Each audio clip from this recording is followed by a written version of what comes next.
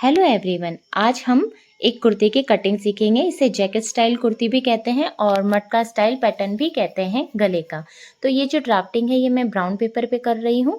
तो यहाँ पर जो है मैंने शोल्डर्स ले लिए हैं। शोल्डर्स मेरे 6.5 इंच हैं और आर्म होल भी मेरा 6.5 इंच है। यहाँ पर चेस्ट का मेजरमेंट ले लिया है मैंने। चेस्ट जो है वो मेरी 35 इंच है, तो उसका 9 इंच में मैंने मार्क लगा दिया है और 2 इंच में मार्जिन का एक्स्ट्रा इसमें ऐड करूंगी। आर्म होल जो है इस पर मैं फ्रंट और बैक दोनों की कटिंग करके बताऊंगी, तो इसी पर मैं इसका फ्रंट का भी मार्जिन ले लूंगी आर्म होल में। तो ये मैंने 1 इंच जो है वो गहराई दी है आर्म होल में।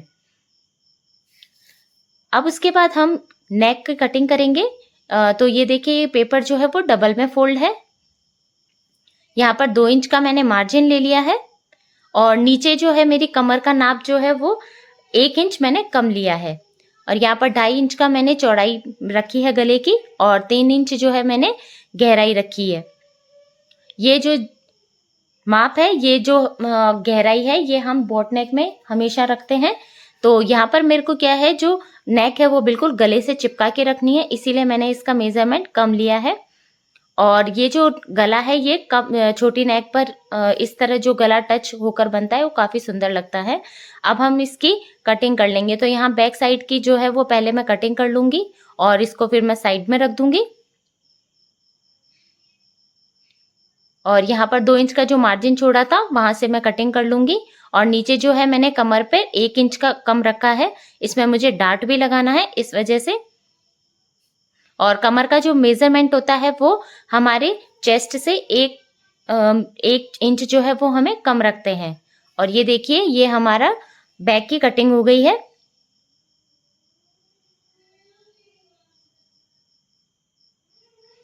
बैक की कटिंग हमने एक तरफ रख दी है। अब ये हमारी फ्रंट की कटिंग है। तो मैं जो आर्म होल है इन्हें और गहराई दे दूंगी, ये जहां से हमने मार्क किया था। ये जो गहराई है ये हमारी देनी जरूरी रहती है, ताकि हमारी जो सूट है वो आगे सिलवट ना आए हमारी आर्म्स के नीचे और फिनिशिंग काफी अच्छी आए। तो हमें इस तरह कटिंग करनी चाहिए। उसके बाद यहाँ पर मैं जो है वो कोटी की नेक जो है उसकी शेप बना दूंगी। इसे मटका स्टाइल नेक भी कहते हैं। तो आप इसका कोई फिक्स मेजरमेंट नहीं है, आप चाहें तो कितने की भी किसी भी शेप में रख सकते हैं, बस ये थोड़ा मटके की तरह आप बना सकते हैं। उसके बाद इसमें 1.5 इंच का मैंने चारों तरफ मार्जिन भी रखा है और इस तरह मैंने कटिंग कर ली है। अब इसकी कटिंग मैं आराम से कर लूंगी। और इस तरह कटिंग करने के बाद जो है कपड़े पे रखकर ये हमें हमारे लिए एक फर्मा तैयार हो गया है। तो अब अगर हम कपड़े पे रखकर इसकी कटिंग करेंगे तो ये काफी अच्छे से हम कटिंग कर पाते हैं। इसलिए पहले हमें इस तरह की जो नेक्स होती हैं उन्हें इस तरह से ड्राफ्टिंग कर लेनी चाहिए, ताकि हमारे लिए इजी हो जाता है सिलाई करना। यहाँ पर मैंने नेक पे कपड़ा रेड कलर का यूज करना है मुझे। तो ये अस्तर का कपड़ा है, कॉटन का, और ये पतला है इसीलिए मैं इसे डबल करके ले रही हूँ। आप चाहे तो सिंगल कपड़ा भी ले सकते हैं। अब मैं इस पे अच्छे से इसको रखकर और पिन अप कर दूंगी नेक को। ये देखिए, पिन अप करने के बाद यहाँ पर मैं चौक से पूरे अच्छे से मार्क कर लूंगी और उसके बाद इसको हटाकर यहाँ पर से इसकी कटिंग कर लूंगी। और इसमें जो मैंने 1/2 इंच का मार्जिन छोड़ा था, यहाँ पर मैंने 2 इंच का मार्जिन लिया है। 2 इंच का मार्जिन बहुत जरूरी है लेना, क्योंकि इसमें बीच में जो है वो मुझे पोटली बटन पे अटैच करने हैं, तो ये कम ज्यादा कपड़ा ना पड़े इसीलिए। अब ये काटने के बाद जो है मैंने इसमें पेपर पेस्टिंग लगा दी है पीछे की साइड, और गले का भी मैंने ऊपर कटिंग लगा दी है। उसके बाद इसके जो चारों तरफ मैंने मार्जिन था उसको काट लिया है। अब ये जो मेन फैब्रिक है उसको मैं बीच में से कट कर दूंगी इस तरह 2 हिस्से में। इस समय लाइट चली गई थी, तो आई होप आपको समझ में आएगा। मैंने कोशिश करी है कि आपको अच्छे से समझ में आए। ये देखिए, ये 2 टुकड़े कर लिए हैं मैंने। अब मैंने इस तरह के जो मोती लिए हैं उस पर कपड़ा लपेट के जो मेरा मेन फैब्रिक है और इस तरह की पोटली बना ली है। ये और इन पोटली बटन को मैंने बीच में उन दो मैंने कपड़े काटे थे उसके बीच में अटैच कर दिया है। वो मैं कर नहीं पाई थी, आपको अच्छे से बता नहीं पाई क्योंकि लाइट चली गई थी उस समय, इसीलिए। अब यहाँ पर जो गला है उसको भी मैंने इस तरह इस पर रखकर यहाँ पर पेपर पेस्टिंग पे काट लिया था और उसको इस तरह चिपका लिया है। और इस तरह हम नेक की सिलाई कर देंगे, गले पर सिलाई लगा देंगे। और ये 2 कपड़े लेने का सबसे अच्छा तरीका ये है, इससे बेनिफिट ये हुआ है कि हमको गला अलग से फैब्रिक कर लिए काटना नहीं पड़ा और ना कोई पट्टी लगानी पड़ी। बस ये इस तरह लगाया तो इसको जब हम सीधा करेंगे तो हमारा जो पोटली बटन का हिस्सा है वो भी एकदम फ्रंट में रह जाएगा और गले के लिए भी हमें अलग से कोई पट्टी नहीं लगानी पड़ी और ये इसी में अच्छे से फिनिशिंग से गला आ गया है। और ये देखिए पोटली बटन और ये हमारा गला जो है अंदर का रेडी हो गया है। अब हम इसके आउटर लेयर लगा देंगे। तो आउटर लेयर जो मैंने काटी थी उस पर भी मैंने पेपर पेस्टिंग लगा दी थी। अब ये देखिए मैंने पिनअप कर लिया है इस गले को और ये है जो ये इसके बीच में से मैंने काटा था।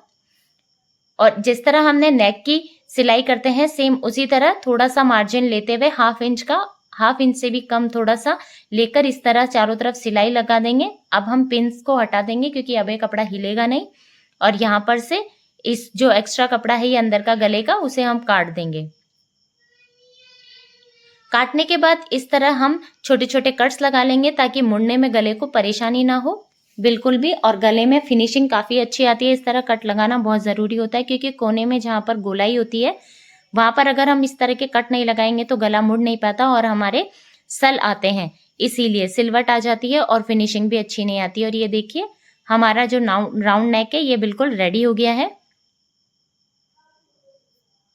अब हम इसके अंदर जो है ये हमने फर्स्ट में जो नेक तैयार करी थी उसको इस तरह सेट करके और इसमें चारों तरफ से सिलाई लगा देंगे। अब हम इसको एक साइड रख देंगे, ये देखिए। और अब हम बैक जो है हमारा उसकी हमने कटिंग कर ली थी और बैक भी मैंने 2 हिस्सों में बीच में से काटा है क्योंकि मुझे पीछे आगे की तरफ गला बंद है तो पीछे मुझे हुक लगाना है और खुला रखना है, इसीलिए। तो सबसे पहले हम इस नेक को अच्छे से सेट करके और इस तरह सिलाई मार लेंगे। सिलाई बिल्कुल पास से मारे और पीछे का जो हिस्सा है उसमें भी मैंने नीचे की साइड में हाफ कपड़े पर सिलाई मार दी है और हाफ जो है वो मैंने देखिए खुला रखा है ऊपर की साइड में जहां मुझे हुक लगाना है। अब जो ये कपड़ा बचा है इसको मैं हाथ से तुरपन कर दूंगी। तो ये अब मेरा फ्रंट और बैक का जो है वो बिल्कुल रेडी हो गया है भाग।